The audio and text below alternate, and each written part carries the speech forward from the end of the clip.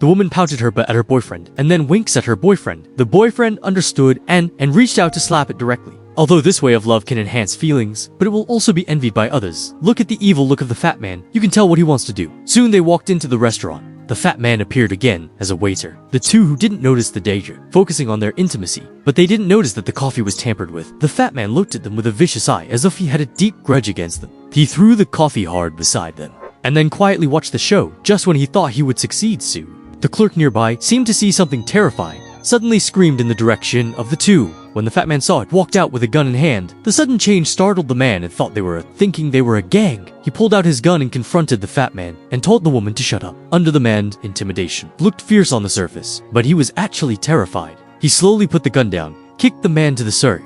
Seeing that the fat man was no longer a threat, he hurriedly fled the restaurant and left the restaurant with his girlfriend. But what they didn't know was that this was seen by the restaurant owner. The shop owner was obviously not a good guy. He gave a wicked smile and then made a phone call, while the other end was a police officer in disguise. Coincidentally, they happened to meet the two who were running. Then they turned around, using the identity of the police car to keep shouting, seeing the police. The two, without any suspicion, they stepped on the brakes. The woman saw the police get off and tried to use her charm again to seduce the police. But the police suddenly drew his gun, and her boyfriend in the passenger seat was jerked and was dragged out.